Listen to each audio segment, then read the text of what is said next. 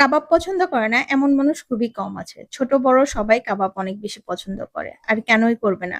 ভাত, রুটি, পোলাও বা বিরিয়ানি সবকিছুর সাথেই যেন কাবাব পারফেক্ট। আসসালামু আলাইকুম। সোনিয়াস লাইফস্টাইলে আপনাদেরকে স্বাগতম। আশা করি সবাই বেশি ভালো আছেন। আজকে আমি আপনাদের জন্য নিয়ে এলাম শিক কাবাব রেসিপি। তবে বিফের না, চিকেনের।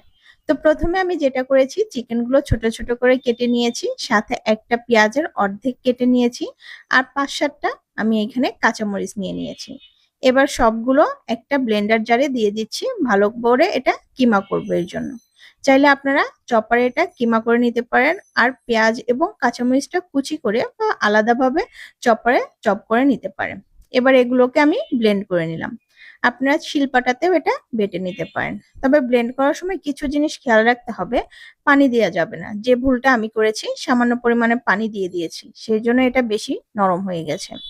যাই হোক, ব্লেন্ডার থেকে আমি কিমাটা বের করে তার উপরে অল্প একটু পেঁয়াজ কুচি আর এখানে দিয়ে দিলাম ধনিয়া পাতা কুচি, সাথে স্বাদ মতো লবণ, আদা ও রসুন বাটা আধা চা চামচের মতো। এর সাথে দিয়ে দিলাম একটু ঝাল ঝাল করার জন্য চিলি ফ্লেক্স, যেটা অপশনাল। আরও সাথে অ্যাড করে দিয়েছি ১ চা চামচের মতো বেকিং পাউডার, যেটা দিতে হবে একটু মুচমুচে ভাব আনার জন্য। আপনারা চাইলে এখানে চালের গুঁড়াও অ্যাড করতে পারেন। আমি এইখানে ১ চা চামচের মতোই দিয়েছি, মাংসের পরিমাণ অনুসারে কম বেশি দিতে হবে। এবার অ্যাড করে দিব কাবাব মসলা। আমি কিন্তু কাবাব মশলাটা ঘরে বানাইনি, দোকান থেকেই কিনে নিয়ে এসেছিলাম। আমি বিহারি নামে একটা কাবাব মসলা আছে, সেটা থেকে এখানে প্রায় ১.৫ চা চামচের মতো কাবাব মসলা অ্যাড করে দিলাম। আনুমানিক আমার এইখানে ২৫০ গ্রাম মাংস ছিল, সেই জন্য আমি ১.৫ চা চামচের মতো অ্যাড করেছি। মাংস কম বেশ অনুসারে অ্যাড করবেন মশলাটা। এবার ভালোভাবে এটাকে মেখে নিতে হবে। কাবাব বানানোর সময় আমি কিছু জিনিস শিখলাম। আসলে ভুল থেকে মানুষই শিক্ষা গ্রহণ করে। প্রথমত, পানি দেয়া যাবে না, আর মাংসের পানিটা অবশ্যই ঝরিয়ে নিতে হবে। আমি আগে কখনো চিকেন দিয়ে কাবাব বানাইনি, এর জন্য এই ভুলগুলো আমার হয়েছে। আর দ্বিতীয়ত, অবশ্যই অল্প একটু তেল ব্রাশ করে নিতে হবে হাতে এবং প্লেটে, যেটা আমি করিনি। যাই হোক, তারপরেও কাবাবগুলো দেখতে যেমনই হয়েছে, খেতে কিন্তু দারুণ হয়েছে।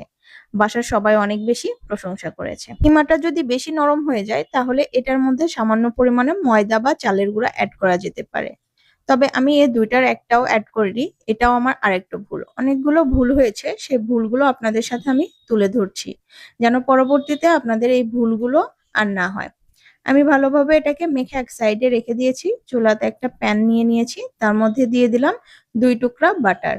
আপনারা চাইলে এখানে ঘি বা নরমাল তেল দিয়েও ভেজে নিতে পারেন। আমি বাটারগুলো গলা পর্যন্ত অপেক্ষা করব। এখন এর ফাঁকে আমি একটা পলিথিন ব্যাগের কানি কেটে নিয়ে তার মধ্যে মাংসর কিমাগুলো দিয়ে দিয়েছি। এবার ভালোভাবে এটাকে বের করে দিচ্ছি। দেখেন, প্রথমে কি সুন্দর হচ্ছিল, পরবর্তীতে পলিথিনের ব্যাগটা ছিঁড়ে গিয়েছে।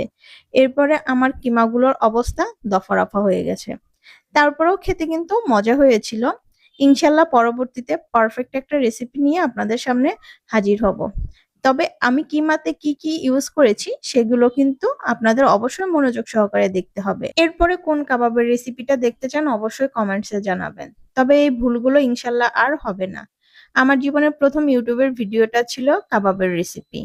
সেটা এত বেশি মজা হয়েছিল, সেটা খেয়েই সবাই আমাকে বলেছিল আমি যেন ভিডিও ছাড়ি।